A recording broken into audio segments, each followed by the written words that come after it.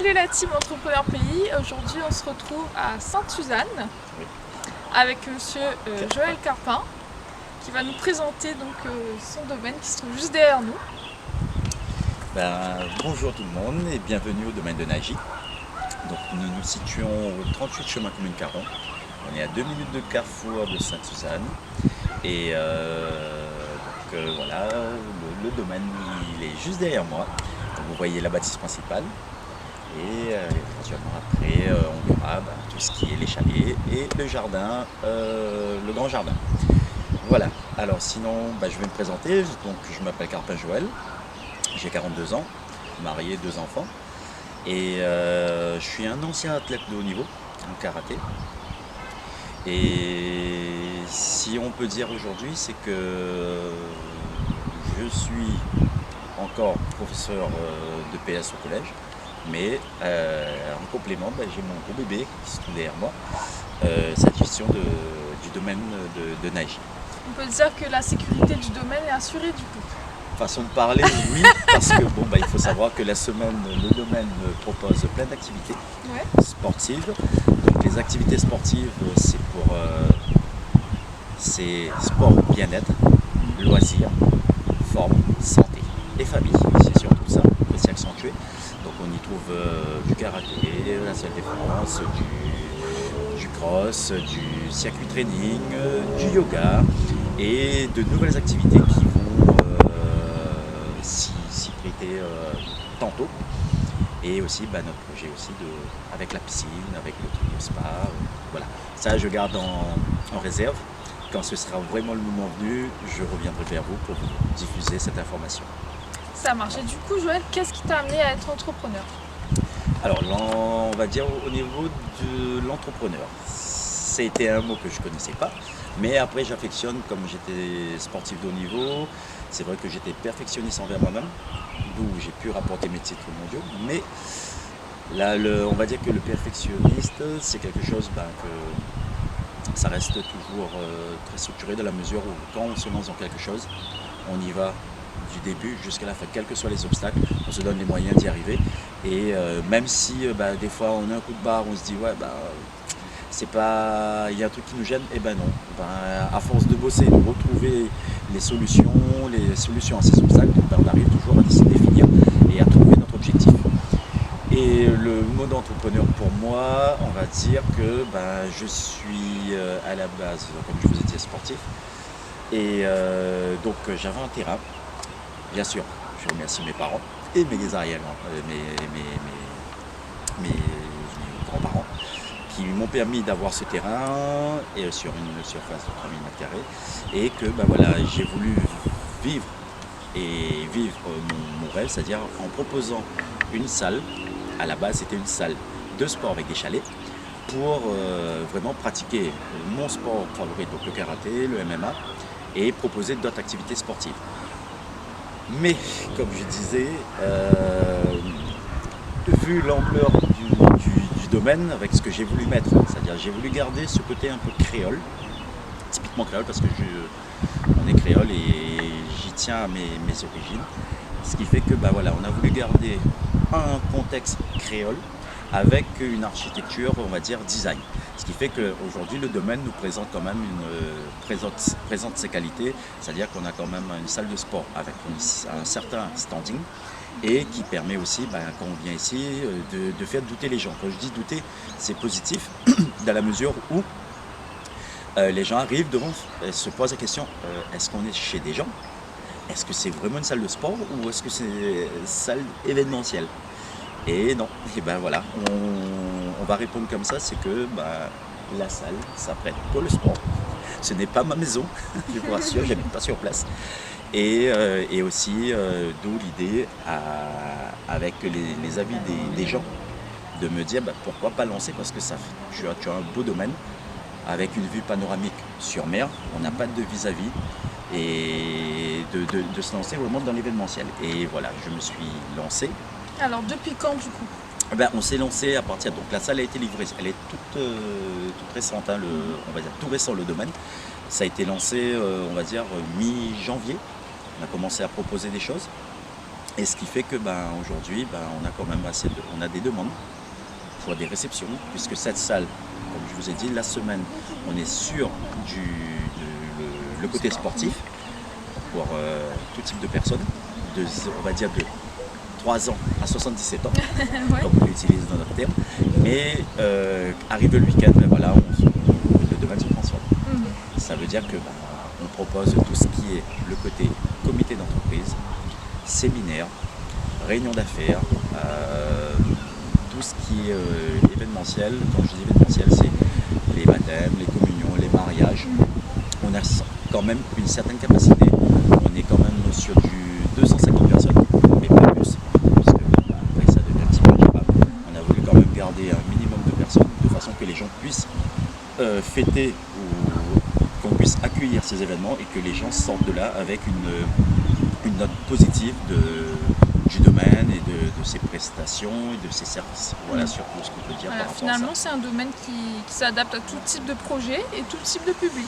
Voilà, Final, on va dire voilà. que voilà, c'est vraiment axé là-dessus pour que les gens puissent trouver un toit dans l'Est, sachant que dans l'Est, on n'a pas énormément, bien sûr il y a des salles, mais une salle où avec une vue panoramique, avec un grand jardin de 1000 m², je pense qu'on n'en trouvera pas partout, bien que je ne fais pas de nom ou quoi que ce soit, chacun, comme on dit, chacun travaille à sa façon.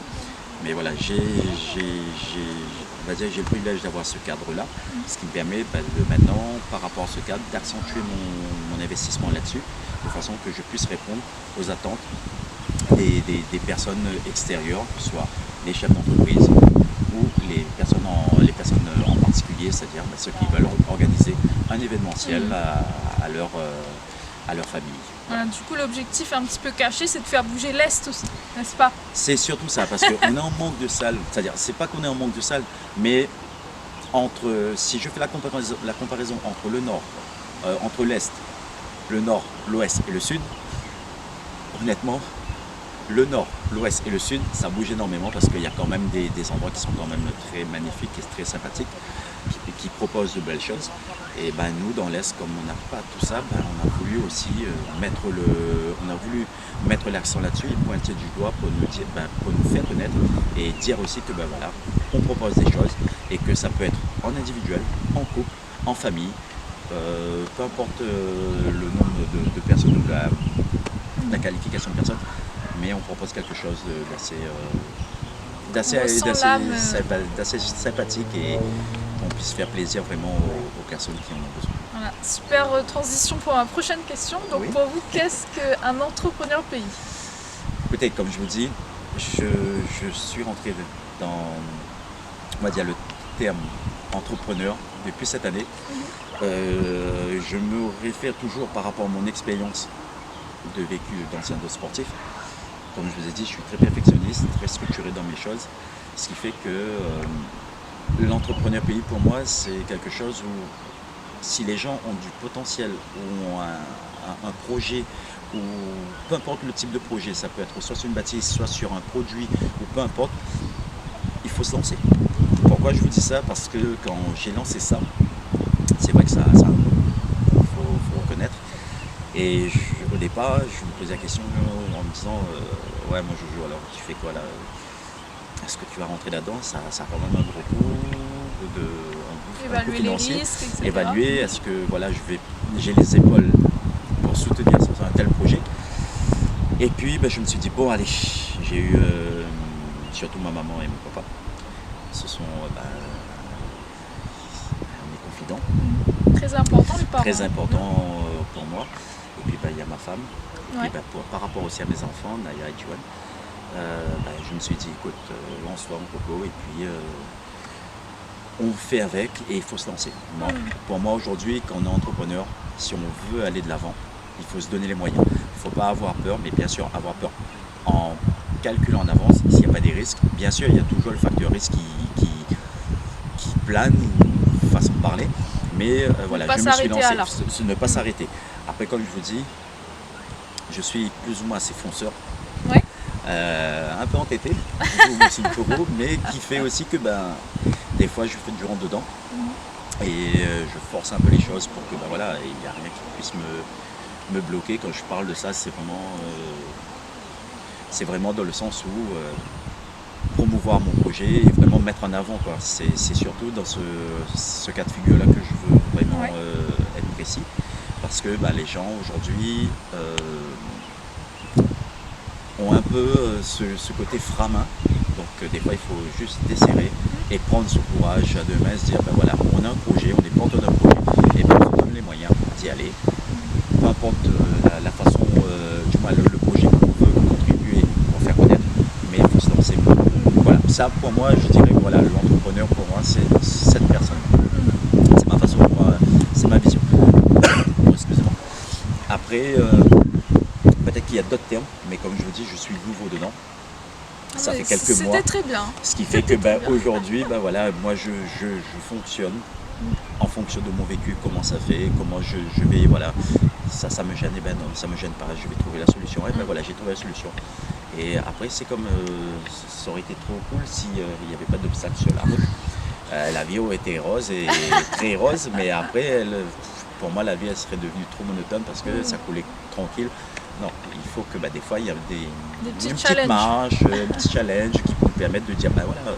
Et je pense que ça fait partie de la vie. C'est des choses qui sont liées à l'entrepreneur. Du coup, ça rejoint notre question. Quelle est ta plus belle histoire en tant qu'entrepreneur? Ma plus belle histoire en tant qu'entrepreneur.